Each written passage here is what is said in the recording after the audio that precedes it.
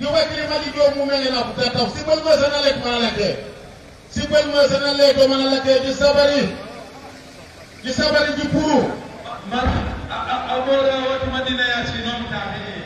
ba ku be ro be je shaf kani ko bala jo bitate ndi yamen kana jembe to kay ko no kay jo kay kampo ayo mo kane kichu bikaba do ko wa sawla dikate nakati khalifa bara amobe madina ya ci no metate ayo kaka mo ko wa sawla di kamo pakua sola ula kaka dola kamo sabu kapo amanda ni pura to kola ta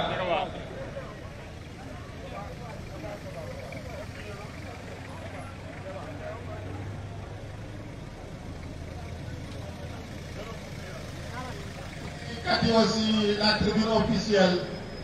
est activée parce que n'y a pas kunjo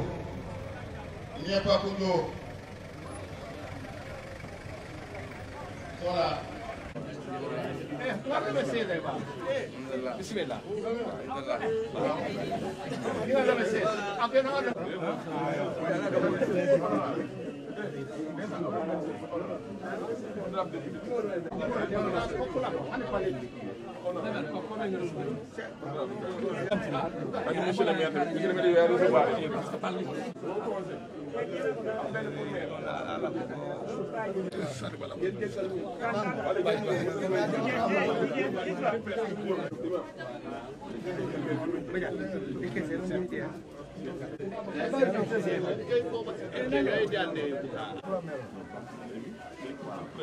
Ada lagi.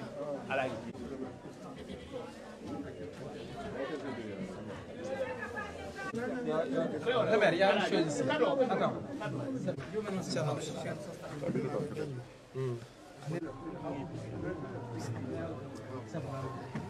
Bon.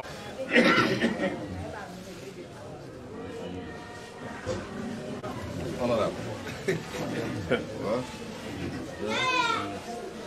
Gouverneur. Baji. Ah, Langsung baji. oh, si c'est. Oui, baji.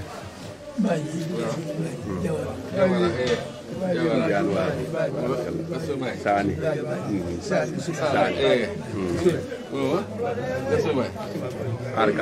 Ji senori seno nay sey sen matima aw baji um ma ngema be jaw ñu yeggee fële comme d'habitude dañ koy defee rek waaw ñëw ziare kilifa yi waaw nekk ñëpp di jékkale si suñu kilifa yi nga xam ne ñoom la ñu nekkal di jékkee si maire yi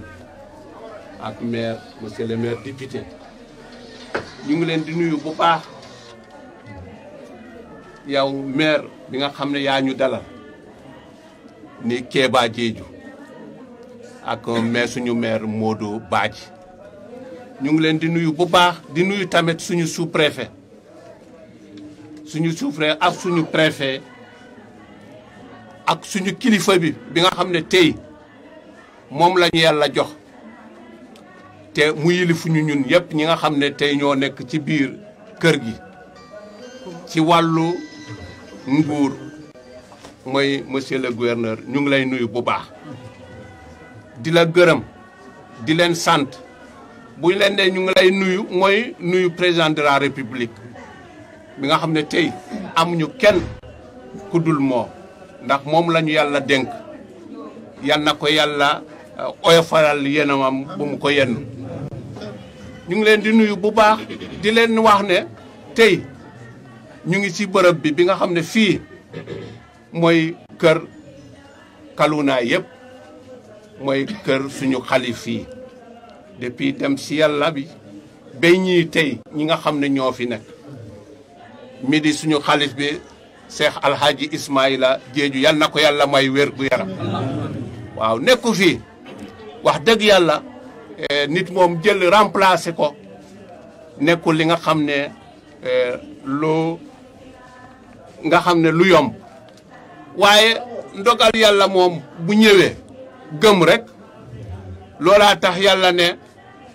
yonent bi ne sallallahu alayhi wa sallam jullit an tu'minu billahi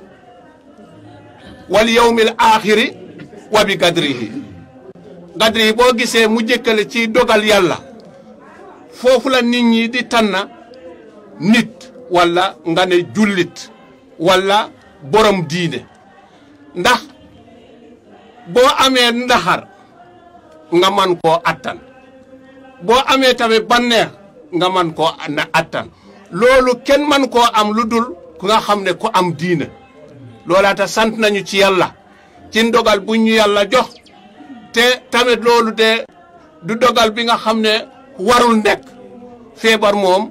ku nekk ki nga xam ne ku dund ki nga xam ne kuy dox dina musa feebar walla dogal yàlla bi ñëw dina musa dem bay ñu waaye moom yal na ko yàlla yeexal ñu mu bay ñu mu yàgg suñu kanam tey nekku fi waaye ñii ñu toog nii wax dëgg yàlla ñoom la ñu yàlla jox bokk na ci nga xam ne ñoom la bay ci liggéey bi mooy Cheikh Bounana ngi nii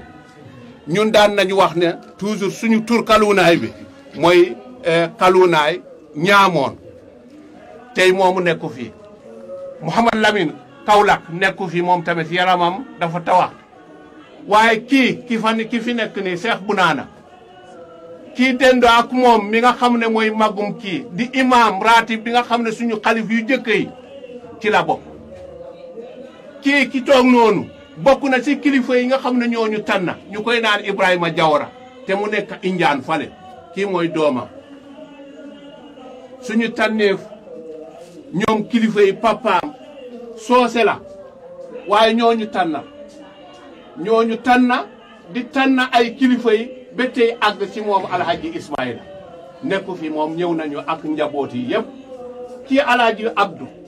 wóllëre alhaji Ismaïla la muy suñu xalif fépp fu nekk moom ak moom la depuis ñoom ay moo taguñu feneen waaye tey sant nañu yàlla ñuy jéggalu dañu am tardement tuuti ngir dem jëli leen lu ñu daan def tey bu wàññee ne moom nekku fii dina doon li nga xam ne nit ñi dinañ ko seet loolaa tax ma dem foofu nuñ ko daan di defee ñeneen foofu la ñu fanaan dem sikkar ba ci suba si loolu nekkul li nga xam ne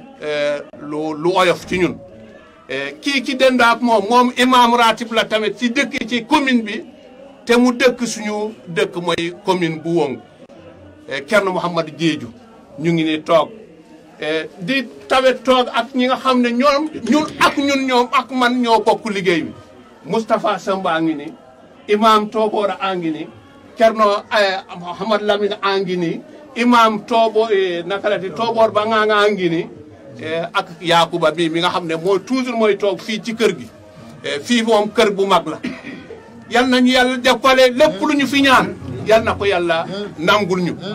loolaata ñu ngi jéggalu bu baax waaye nii ñëw nañu fi pour nuyante ak ñoom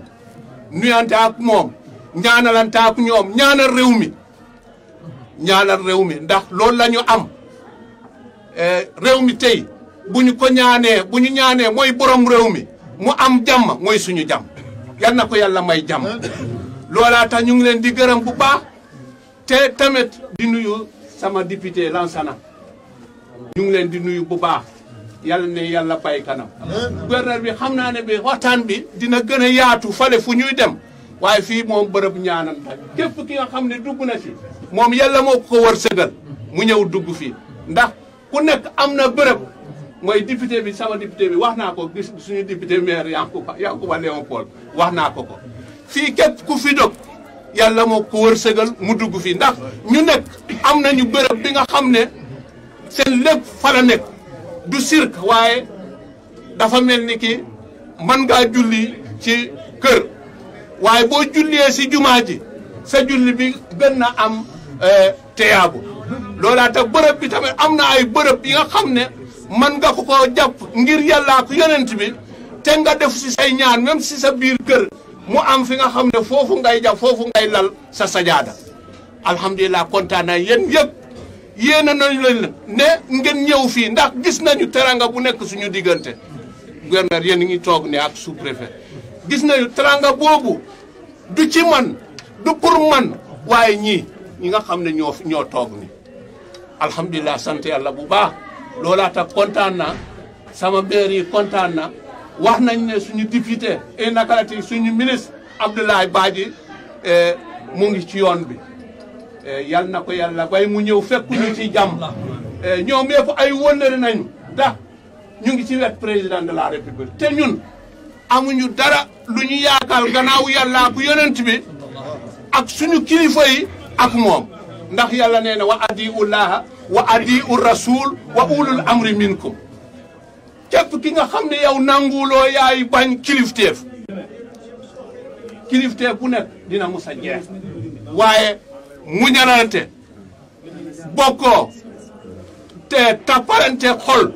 amul lu ko raw boo gisee ñun te ñu ñeme tey ñu ñeme leen mën a dugg ci yéen lu mu nekk mooy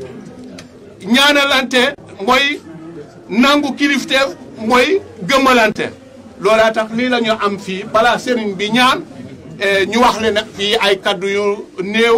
ñu mën a dem ci bërëb bi waaye lu ci am solo mooy dugg si bërëb bi ñu ngi leen di nuyu bu baax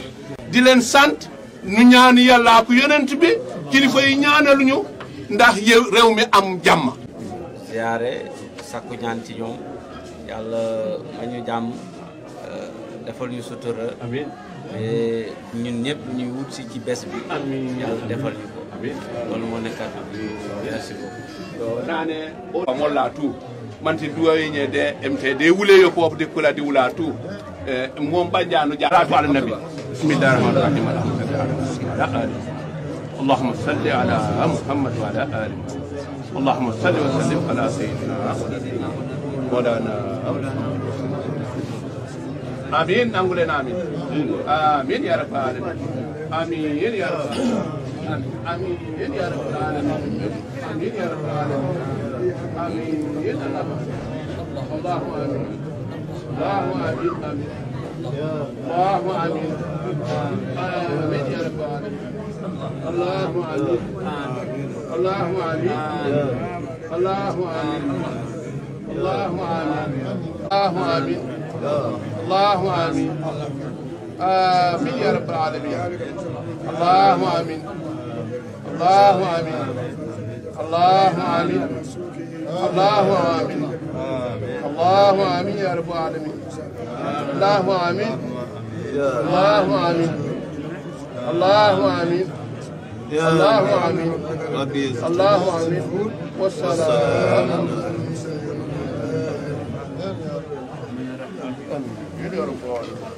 ya ulangi na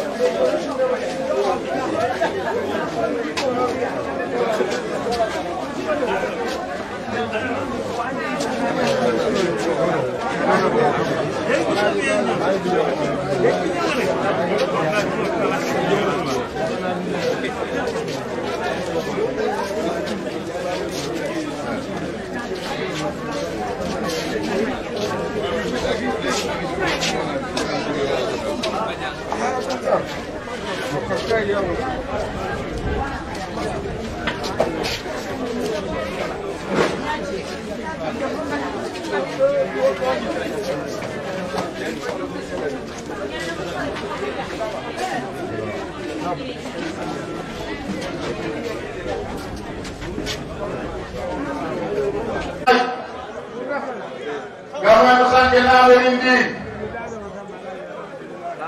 Gama Yola Sanke Naverindi le 21 février 2020. Pour la bonne de qui s'appelle du bourreau pour Fidela, qui s'appelle du bourreau. Vendredi 21 février 2020 le matin. Mami Chamora programme. Botero Bourreau, Telcolore du bourreau, les invités, quand les fidèles, que pour le moment, du bourreau du dos. Après le Madalola, Gamadalo de Goué de Sonia de Nena. Après le Madalola, Madia Sefa, Alpha Banga Jo. Qui s'appelle Way, Madio Mena Tanta Baraboué de la Pourba Alpha, Côté là où du banquet. Du banquet, Madipuru. Que pour le Baroman du Jo. Bukara diwa kalim Kabasa Dikano tribunal mashallah Bismillah délégation officielle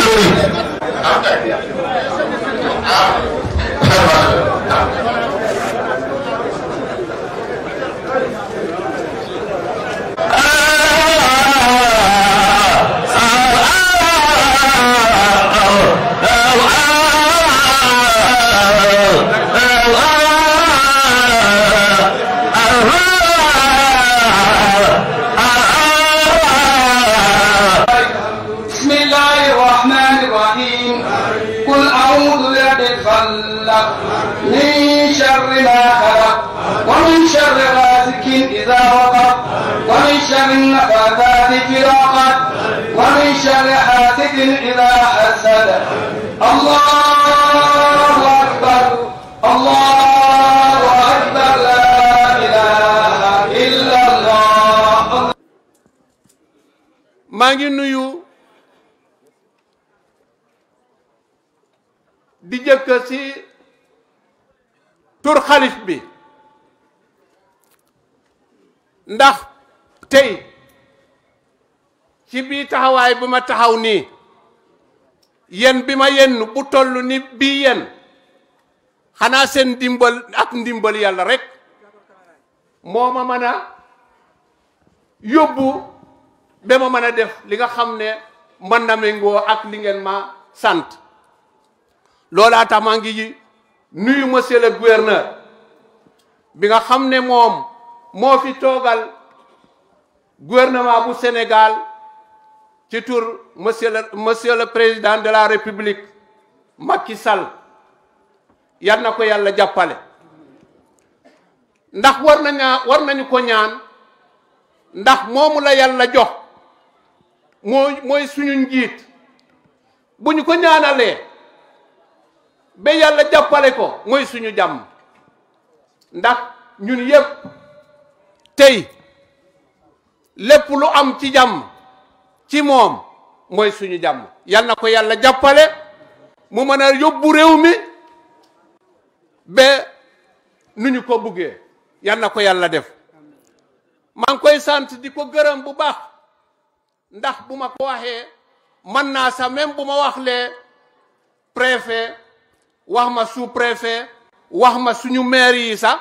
lii mat na wax ma ministre lii sax mat na ndax ñun lu ñu am ñun waa Kalunaay alhamdulilah sant yàlla la de te sant nañu ci yàlla bu baax ndax ay at ñu ngi koy def waaye at bu nekk day gën a rafet ngir lal ñoom ñi nga xam ne ñoo ñuy jàppale mooy nguur gi ndax lépp looy def ci réew mi bu àndulee ak bëgg-bëgg nit ñi bëgg-bëgg nguur gi doo ko mën a doxale loolaa tax ñu ngi ko koy gërëm bu baax di ko santa bu baax di nuyu sama maire mi nga xam ne mooy maire commune Koubalang mooy soñ jaati gi Kéba Jeeju maa ngi koy nuyu bu baax di nuyu suñu maire commune bu Wong Modou Badji maa ngi koy nuyu bu baax di nuyu tamit suñu député maire Léopold Yankuba Koli mi nga xam ne tey moomu la yàlla jox teranga bi teranga bi mooy lal suñu xalif alhaji Ismaïla yal na ko yàlla may wérgu yaram manoon ngeen ko fi gis waaye tey jëmm bi ngeen gis mooy ki nga xam ne mooy suñu ñaareel xalif bi te yàlla wërsëgal mu nekk kilifa la Yankuba Léopold Koli mooy Cheikh Bounana Koli waa ñaamoon ci tur ñépp ñi nga xam ne ñoo ko ŋànk Mouhamad Lamine Kaolack yàlla def na moom tawet na waaye yal na ko yàlla may wér gu yaram ak ñu ko topp tey moom Cheikh Bounana mu ngi nii toog suñu jawriñ bi Cerno Mouhamad Saliou a ngi nii toog wallahi wax dëgg yàlla gis ngeen lii moom nekk na li nga xam ne lu doy waar mu dem toog fale fu taalibe yi toog di ngeen xam ne loolaa tax nangu kilifteef amul lu ko ëpp suñu réew mi Sénégal yàlla lan dara taxul mu mën a nekk réew mi nga xam ne mu baax réew mi nga xam ne mu am jàmm lu dul joxante cër yal na ko yàlla may wér gu yaram Cheikh Mouhamad Lamine mi nga xam ne Moustapha Baba Sani a ngi fii ñoo bokk ak Cheikh Bounana ndax moo bokk na ci suñu xalif yu jëkk yi di Cheikh Alhaji Ibrahima Sani Soudan yal na ko yàlla may wér gu yaram xoolal ñoom yépp ñoo nekk ni di toog fale ci suuf di dalal seen gan yi alhaji Abdou wax naa bale fale ci biir néeg bi ne Cheikh Moun Jawara mi toog noonu moom tangetaa ngi nii ci suuf mu nekk si doom suñu kilifa bi nga xam ne nekk na kilifa bu mag ci tuntu bi daanaka lépp li nga xam ne looy lu mel ni joxe cër ñoom ñoo koy jox maa ngi ko koy sant di ko gërëm bu baax ndax ñoo fi toogal alhaji Ismaïla Jeeju ak njabootam yépp ñi nga xam ne ñoo ànd alhaji Jeeju a ngi ni maa ngi leen di sant di gërëm leen bu baax yal nañu yàlla fekke ayat yu bëri waaye bi ma yéen tey naxar na de xam naa ne ñu bëre dinañu ne waaye guddal na waaye bu ma guddalee ngeen xam ne dinaa nekk ku ñàkk fayda ndax ñi ma dem di gis di leen woo téléphone di yaakaar ci ñoom bu yàlla defee ba ñu ñëw fii ñi nga xam ne ñoo toog nii si suuf te ñu nekk sama kilifa woo ma leen sant ma leen bu ma leen ñàkkalee fayda man maay gën a ñàkk fayda loolaa tax damay ñaan ngeen jéggal ma bu baax maa ngi nuyu bu baax parrain bi sama rakk la sama lépp la ndax moom tamit moom la yàlla wërsëgal ren ñu jox ko yen bi alhamdulillah ay mbokkam maa ngi fi te di jiitu président Bakary Sané mi nga xam ne moom nijaayam la ñu ngi koy nuyu bu baax di ko gërëm sama député mi nga xam ne moom kay suñu député ñun yëpp ak taalibe yi di Libaas Jemme maa ngi koy sant di ko gërëm bu baax maire Lansana wax naa ko ne mu ngi fii suñu doom la gis nañu ni mu yëngee si ba ay bés yi nga xam ne yu mel ni bés yi ñu ngi leen di gërëm bu baax sous-préfet wax dëgg yàlla ñàkkul ma baam ci yéen yow ak adjoint maire ak adjoint préfet bu Bignona gis nañu seen taxawaay dem ba ci guddi laa leen woo boor minuit di leen wax ne suñu mbokk yi ñu jógee Dakar ñu ngi si yoon bi waaye tontu ngeen ma def ngeen lu ngeen man loolaa tax maa ngi leen di gërëm bu baax di leen sant bu baax lii moom yàlla xam na fu mu toll xam naa ne man mii si sama xel man maa mattali lépp waaye yàlla dina ko mattal maa ngi nuyu waa Dakar délégation Dakar délégation Kolda délégation Tamba bu France bu Espagne Gambie ñu ngi leen di nuyu bu baax waaye waa Kafountine maa ngi leen di nuyu bu baax di leen gërëm ndax nu ñu gungee suñu mbokk yi ñëpp gis nañu waaye ñaan la ñuy utti ci yal na ne yàlla may yal na ne yàlla nangul suñu ñaan ci ñoom président conseil rural président conseil départemental xarit suñu xalif bi loxo suñu xarit bi ndax nee na ni dañuy ne boo waxee mooy wax ngundu wala da nga weer waaye ñàkkul xam naa nu mu taxawee suñu xalif bi yal na ko yàlla def dimbal mooy loxaam bi nga xam ne moo jàppale xalif yi ci wàllu administration ci tur président de la république di ko gunge maa ngi koy gërëm bu baax di ko nuyu di ko sant yal na ko yàlla waaye fu may daanalee mooy tey président nekku fi waaye ki nga xam ne moo ñuy jottalee suñu kaddu ci moom ci réew mi yëpp et surtout ci tuntu Casamance Ablaye Njombe Saafi mat kaane mi tey sofoori rahim alhamdulillah rabbil alamin alhamdulillah rabbil alamin monsieur le ministre, monsieur le gouverneur, monsieur le préfet, monsieur le sous-préfet, honorables députés, honorables haut conseil des collectivités territoriales, honorable conseil économique, social et environnemental, monsieur le président du conseil départemental, messieurs les maires, monsieur le chargé de mission à la présidence de la République, j'ai nommé Keba Lamine Sonko, Monsieur le sénateur Amandine Diédiou, Monsieur le père Bakary Sané, Messieurs les khalifes généraux, Monsieur le curé, Mesdames, Messieurs les conseillers municipaux, Messieurs les chefs de village, Monsieur le parrain, Monsieur le président du comité d'organisation du Gamou de Kalounaï, Messieurs les chefs de village, Messieurs les chefs de délégation de ressortissants de Kalounaï, Mesdames, Messieurs, honorables invités. C'est pour moi un immense plaisir de vous retrouver cette année encore à l'occasion de cette cérémonie officielle de la réception de cette cérémonie officielle 2020 du Gamou de Kalounaï, au nom des populations de Kalounaï, au nom des maires des communes de Wong, Niamon et Taori, au nom des conseillers municipaux qui nous accompagnent, ainsi qu'à mon nom propre, vous souhaitez la bienvenue ici à Koubana. Par votre présence nombreuse aujourd'hui, vous affirmez, mesdames, messieurs, votre attachement à ce moment solennel dans la vie des Kalounaï,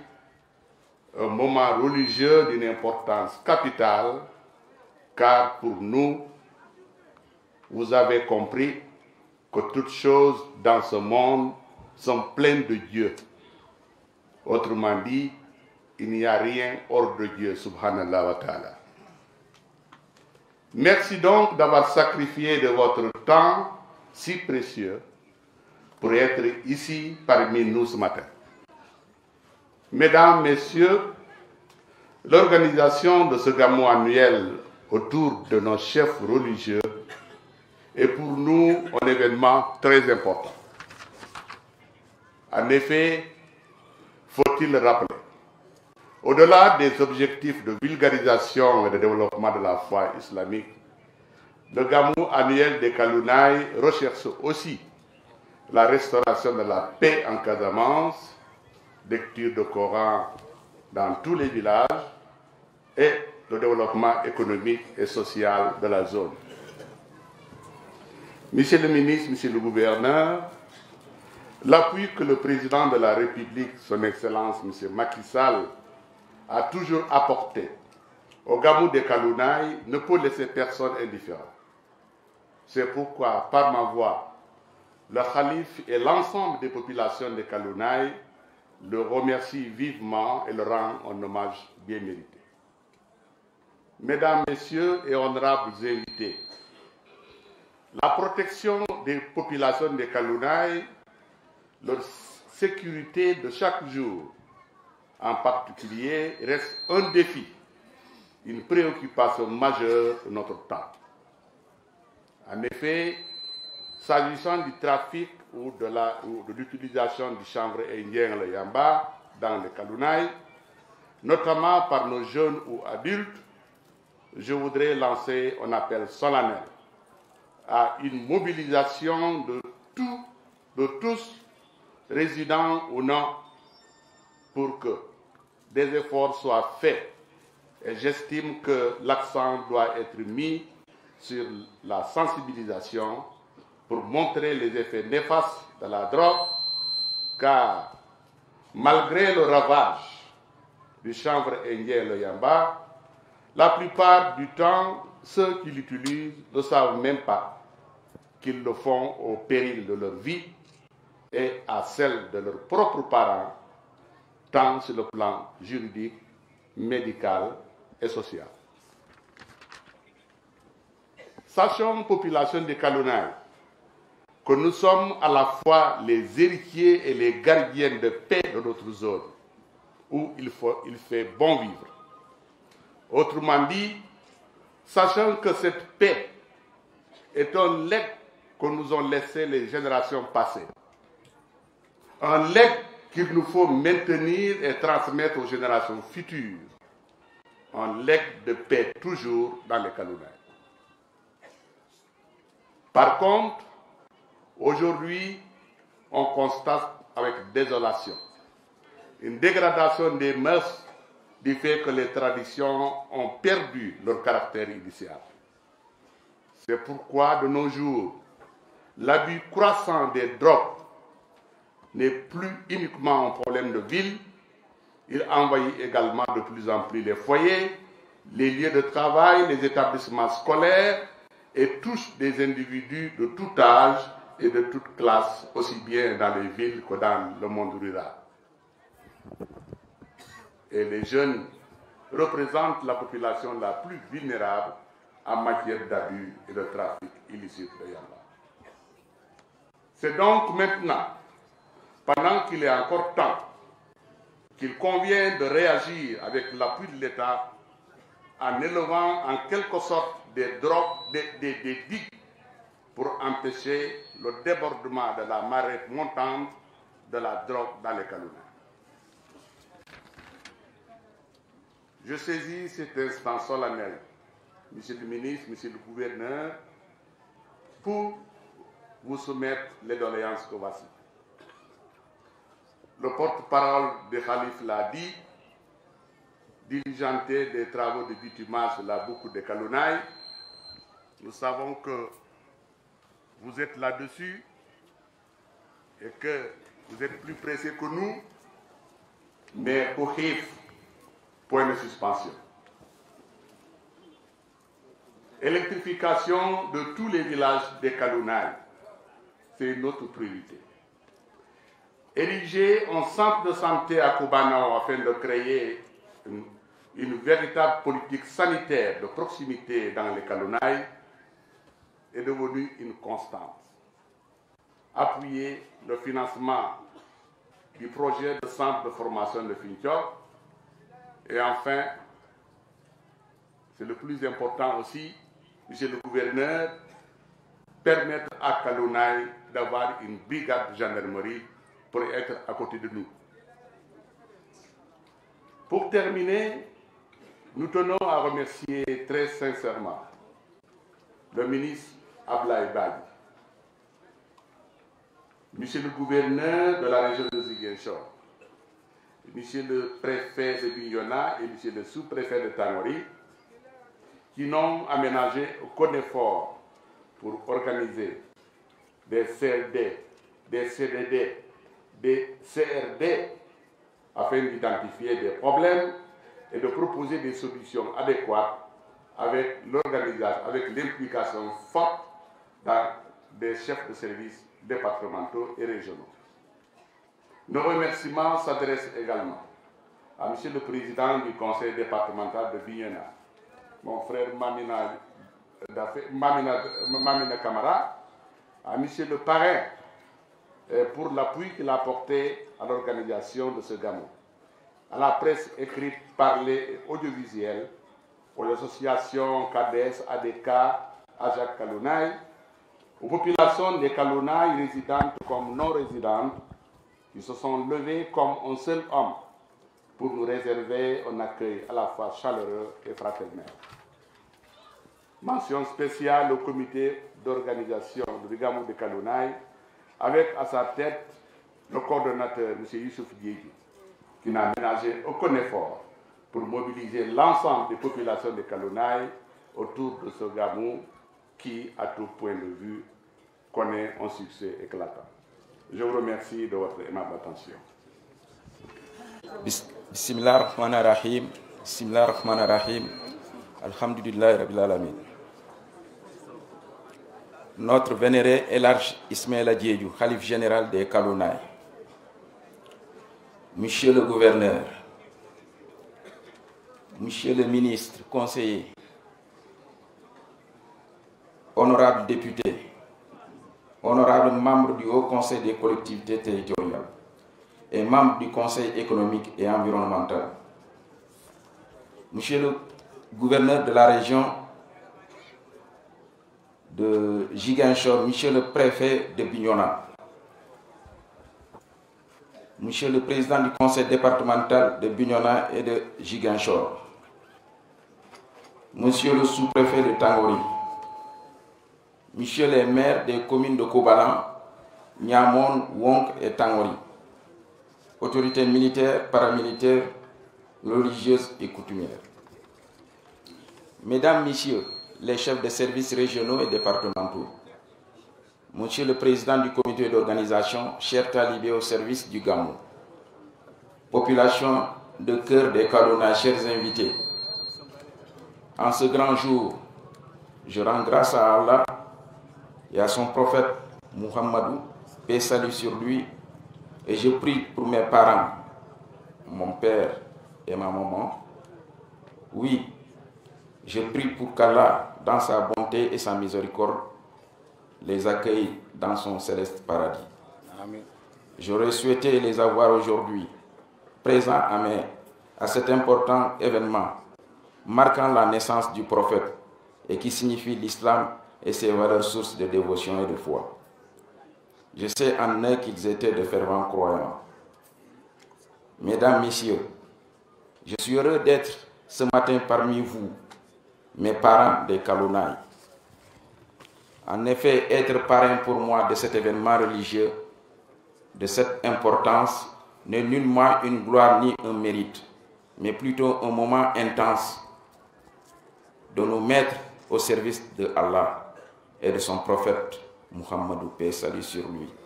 dans la totale ferveur avec l'ensemble des populations des Kalounaï,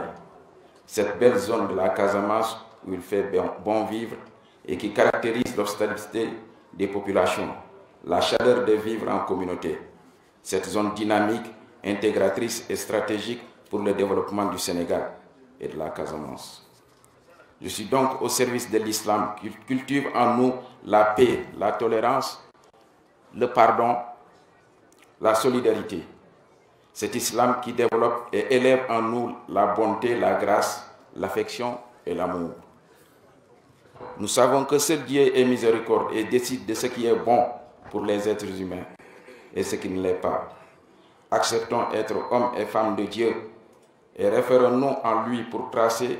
dans la patience et la sagesse notre chemin et construire notre vie dans l'islam.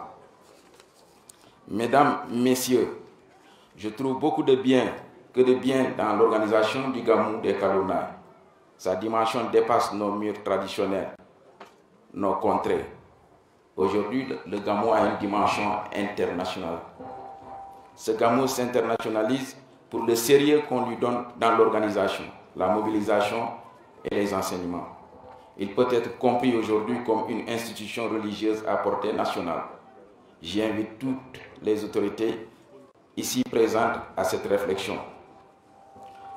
Mesdames, Messieurs, je voudrais solennellement remercier ici le Khalife général et le saluer respectueusement. Je lui dis merci pour sa confiance et sa modeste personne en me choisissant comme parrain de ce Gamou 2020. En même temps, je salue tous ceux qui m'ont précédé. La confiance aux enfants du terroir nous réconforte. En tant que fils de Koubana et des Kalounaï, j'ai considéré que ce sont tous les enfants autour de ce Gamou qui sont honorés. Donc ma joie est grande. Je remercie mes amis qui m'ont accompagné à appuyer cet événement. En Dieu, nous sommes l'infiniment petits, mais nous sommes censés pouvoir faire des merveilles si nous sommes unis et solidaires. J'ai compté sur tout le monde, ma famille, mes frères et mes sœurs, mes parents de Koubana et de Koubanao. Notre Gamou grandit, mobilise et convainc. Il augure la paix, la concorde et la confiance en soi. Il assure et nous éloigne de toutes ces nouvelles peurs sous l'effet du djihadisme. La menace est permanente sur le nom d'un certain islam.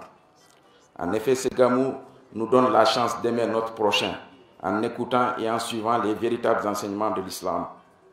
Il nous donne la force de survivre et de travailler pour nos sociétés afin de décider du développement de nos localités. Sous ce rapport, je remercie le gouvernement pour les efforts consentis.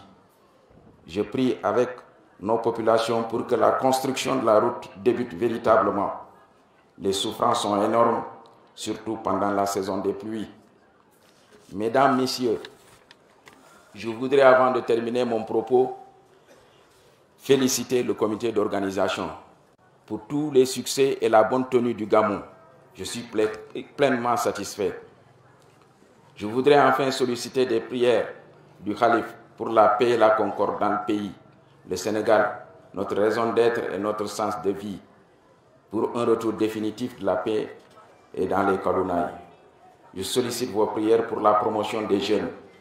Je sollicite vos prières encore pour le développement des Kalounaï et la réalisation de tous nos projets. J'ai plein espoir que tout ira au mieux avec la bénédiction de Dieu.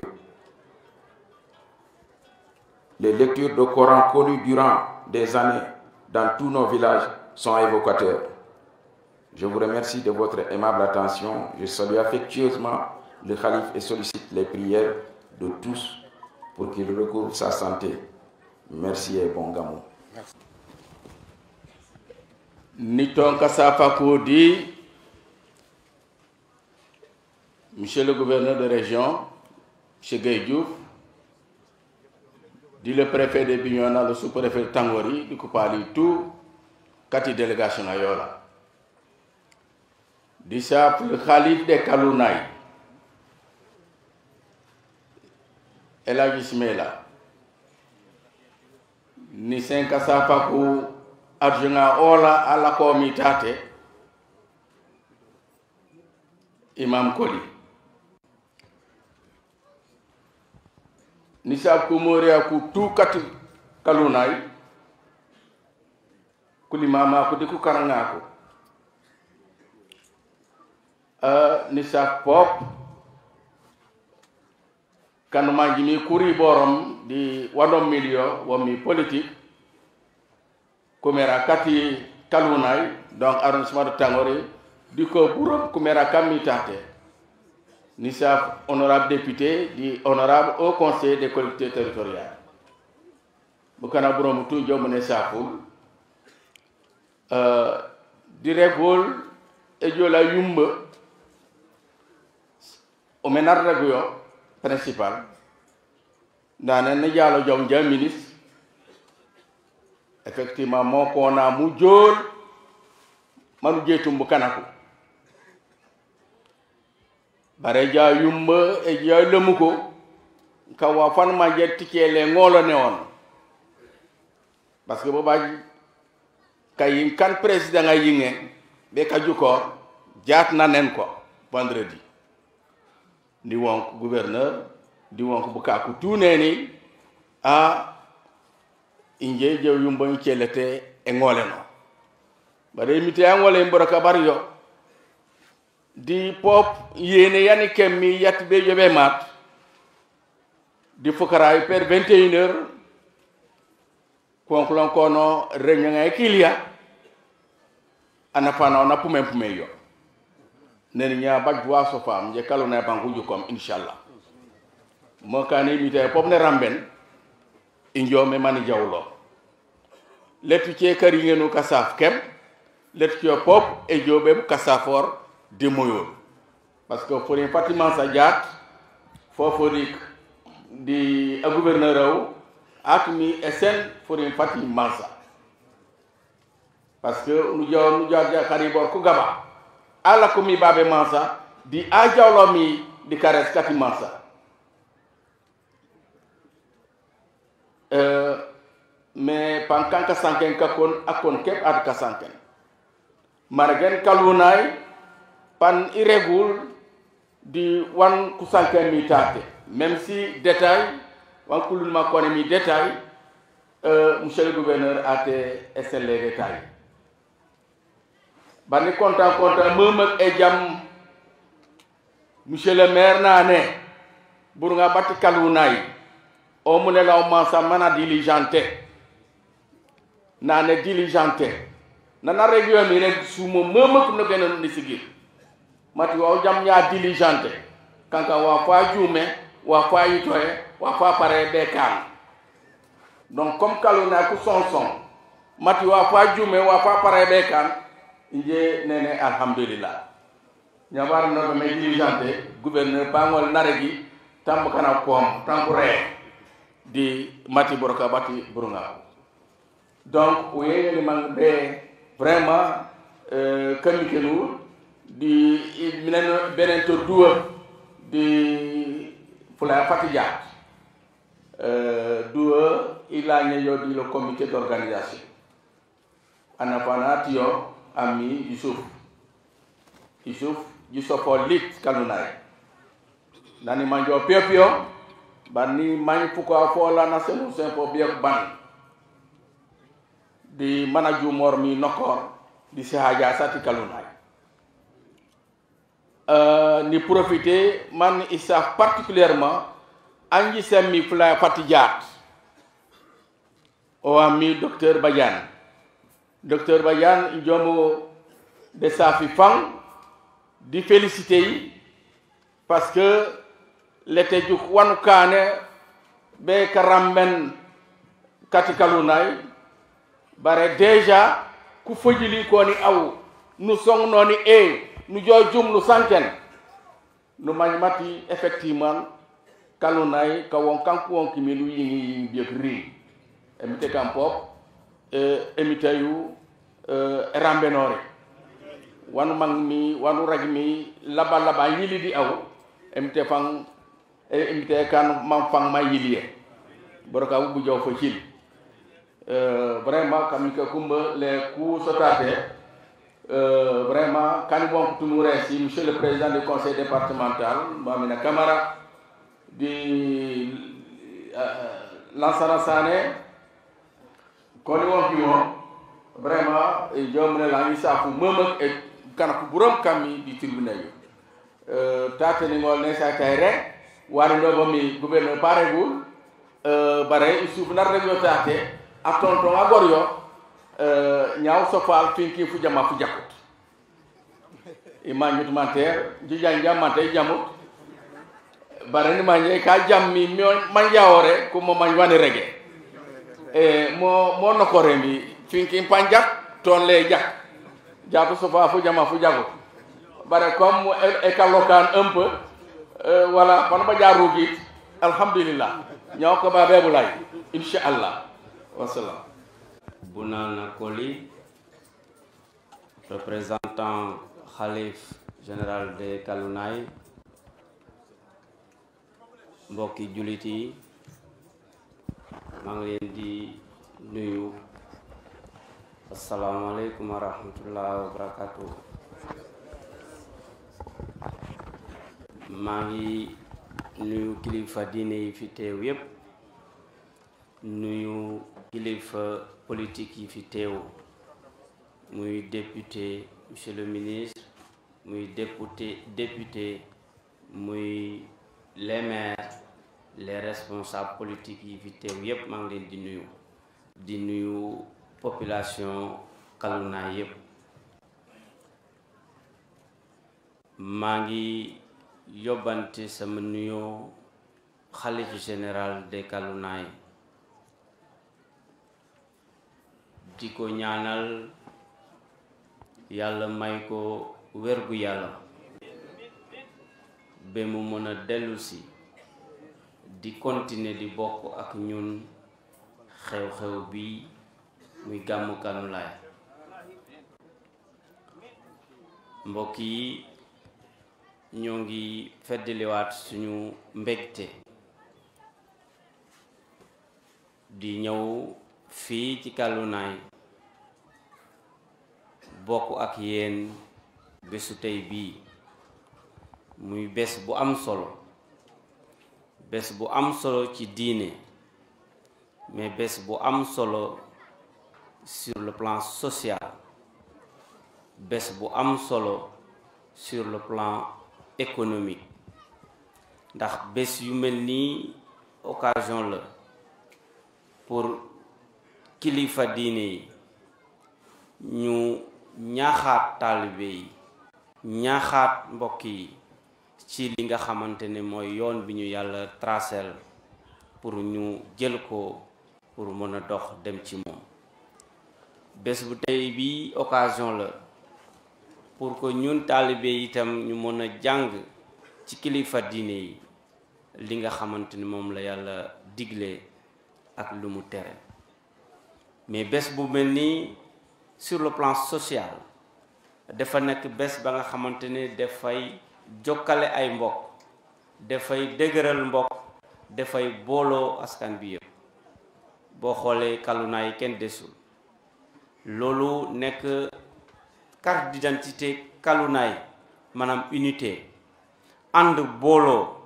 di defandoo di waxandoo loolu ñun ñu koy rafetlu bu baax a baax a baax a baax a baax moo tax mbégteer la ñuy am rek pour ñëw fekkee seeni bés ndax xam nañu dafay gën a dëgëral seeni ànd seeni unité seeni taxawaay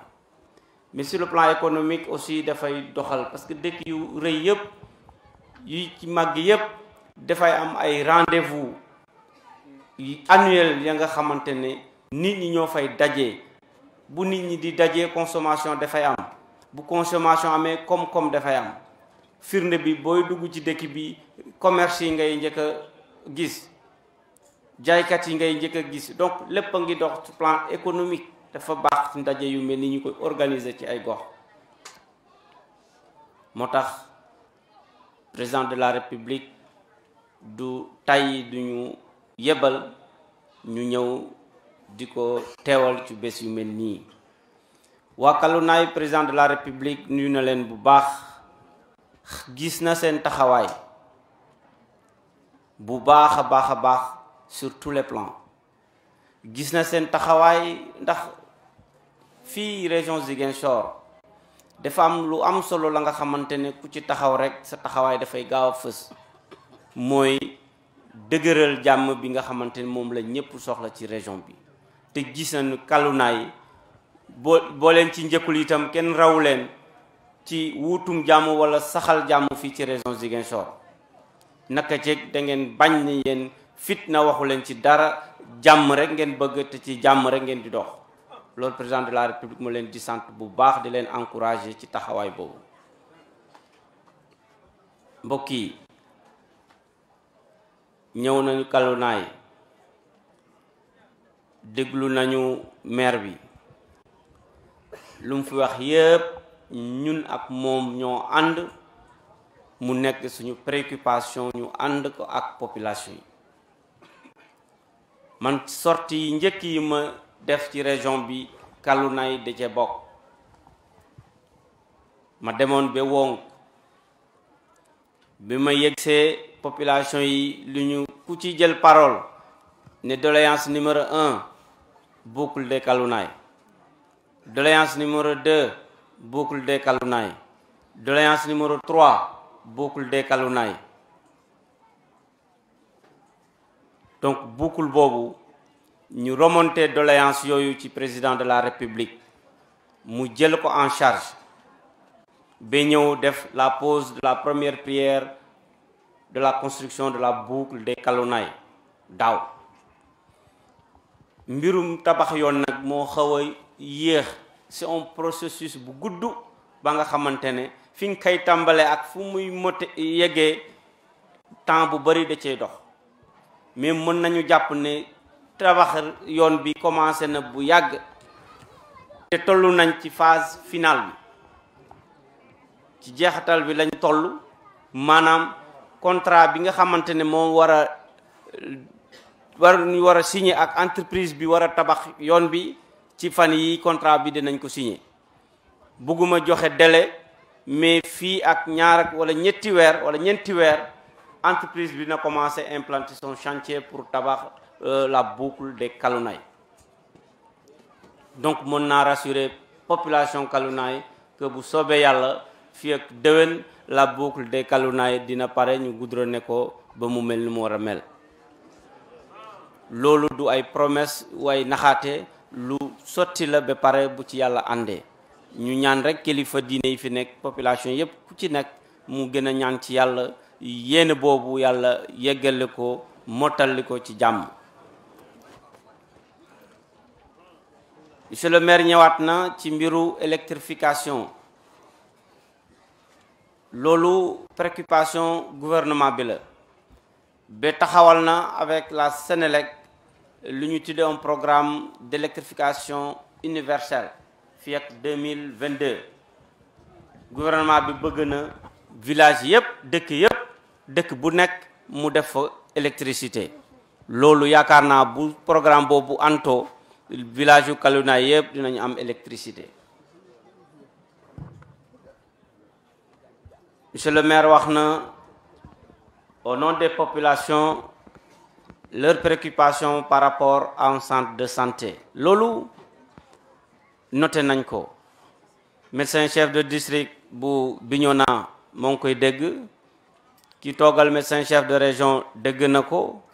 dinañ ko étudier ak ñoom parce que la carte sanitaire dafa am ay normes yu mu war a tegu pour ñu def centre de santé buñ ko étudier ba centre de santé nekk lu war a nekk fii dans les Kalounaye bu soobee yàlla dinañ fi def un centre de santé dinañ ci jokkoo ak kilifa yi xamal leen la nécessité ñu def centre de santé fii di Kanoulaye pour ñu def ko. maire bi wax na aussi brigade de gendarmerie loolu ci évolution besoin sécuritaire lay bokk bu ñu tabaxee yoon bi dëkk bi dina gën a développé dina gën a jëm kanam bu jëmee kanam forcément sécurité des problèmes de sécurité day gën a posé wu gendarmerie dina fi tabax brigade loolu amuñ ci benn sikki saka mais pour l'instant ñoo ngi jéem a assurer sécurité Kalounaye avec le commandant de brigade et le commandant de la compagnie ñi fi nekk par des patrouilles ak des stratégies ya nga xamante ne mënuñ ko révéler mais sécurité bi les forces de défense et de sécurité ñoo ngi ci veiller mais nag ma taxaw foofu tuuti sécurité man mi yéen ñi ñun ñëpp ñoo ci bokk yem am responsabilité nit ku nekk moo mën a assurer sécurité boppam ndax ku nekk ci ñun nag boo gisee la nga xamante ne mën na nasaxal sécurité bi te waxuloo ko ki nga ko war a wax mais bu sécurité boobu sa sécurité boobu bu nasaxee yow yaa ko nasaxal sa bopp te nag ñi nasaxal sécurité bi jógewuluñ ci àll bi ci kër yi la ñuy jóge nit ñi ñooy nasaxal sécurité nit ñi du garab yi ñooy daanu ci kaw nit ñi ñooy nasaxal sécurité nit ñi donc ku fat jëfkatu ñaawteef sa kër bokk nga ci ñi def ñaawteef ku xam kuy jëf ñaawteef te waxuloo ko ñi ko mën a régler bokk yaa ko gën a def ñaawteef donc population bi nañu am réflexe di dénoncer di signaler ñi nga xamante ne ñoo ngi bëgg a def ñaawteef loolu am nañ ci yaakaar bu baax ndax jamono yi passé am nañu ñi jóge woon fale dugg oto bu rafet ñëw di wut ay drogue wala di jàllale ay drogue yaakaar naa population yi ñoo leen jàppoon collaborer ak gendarmerie ba ñu jàpp leen mais loolu mooy taxawaayu citoyen mooy taxawaayu nit ku bugg jàmm ndax nag drogue de du yem ci ki nga xamante ne moo koy jëfandikoo rek de ki koy jëfandikoo dina yàq wér-gu-yaramam dina yàq ci lu bari ci moom mais nag ki dend ak moom bakkanam a nga ci xot ki gën ak moom moo gën a ëpp chance loru ko ki koy jëfandikoo ndax bu xel bi xesee jaxasoo rek lu ne mën na la ko def yow mi dend ak moom donc waruñoo nangu ñu bàyyi drogue mu nekk la nga xamante ne dafay banal ci dëkk yi nañu dénoncer ñi nga xamante ne ñoo koy jëfandikoo wala ñoo koy jaay wala ñoo koy indi ci wala ñoo koy jëli fi di ko yóbbu feneen donc loolu bëggoon naa ñaax population yi ñu taxaw ci taxawaay bu baax a baax a baax a baax fi muy mujjee mooy àll bi aussi ñoo ngi gërëm waa Kalounaye ci seen taxawaay ci aarum àll bi mais ñu leen di ñaanaat rek ngeen gën a yokk seen taxawaay pour ñu gën a sàmm àll bi parce que damay wax Casamance ni muy tawee léegi daawu fi tawee at yi passé taw baa ngi wàññeeku bu baax a baax a baax a baax a baax loolu war nañ gëstu taxaw def ci gëstu xool lan moo waral taw bi wàññeeku bu baax te gis nañu ne àll bi ñoo ngi koy gor di ko saax-saaxe bu ñu waxee ñu ne nitu état yi ñoo koy gor nitu état gorul àll population yi ñooy gor àll wala ñooy manko ak ñiy gor àll boo leen taxawee ne àll bi duñ ko yàq kenn du ko yàq donc seen taxawaay foofu am na solo bu baax a baax ñu ñaan ñu sàmm àll bi parce que àll bi mooy favoriser taw bi mooy favoriser écosystème ba nga xamante ne doomi aadama mën na ci dund ba am lépp lu mu soxla donc mbokk yi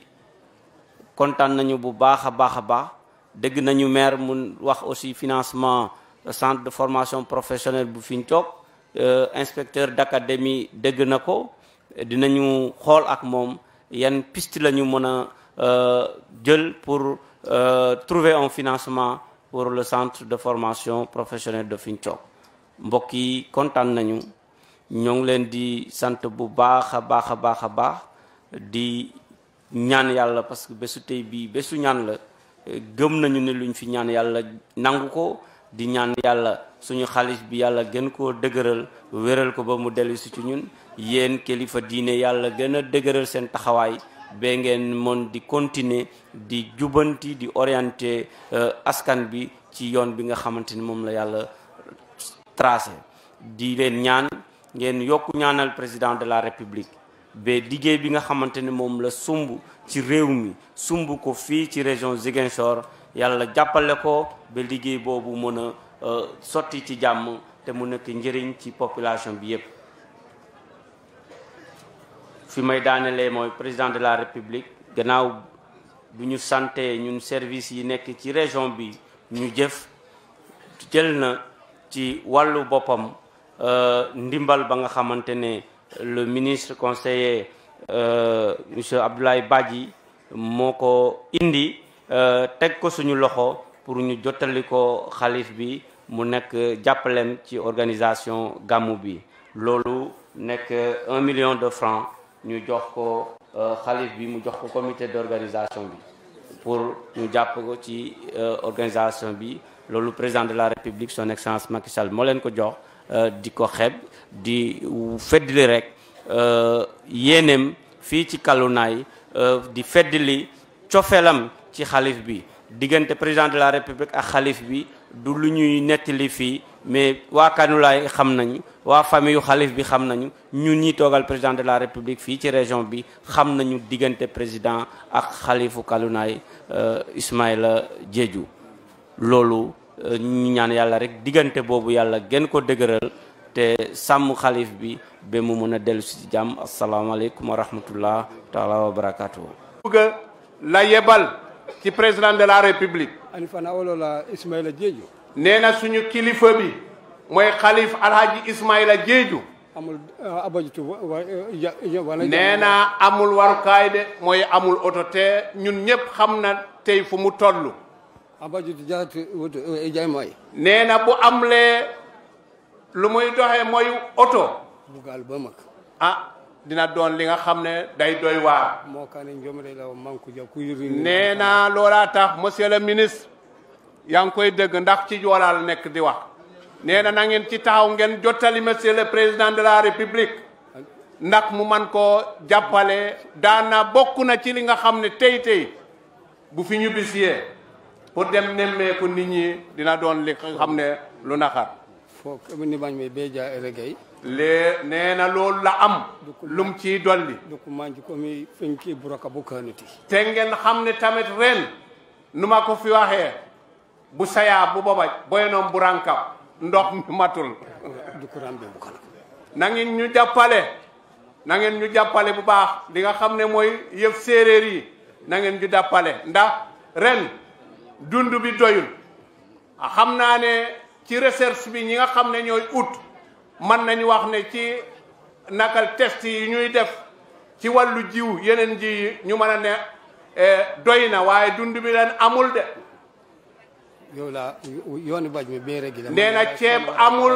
dara amul loolu la waroon a wax mu yebal leen ci président de la république te ren taw bi matul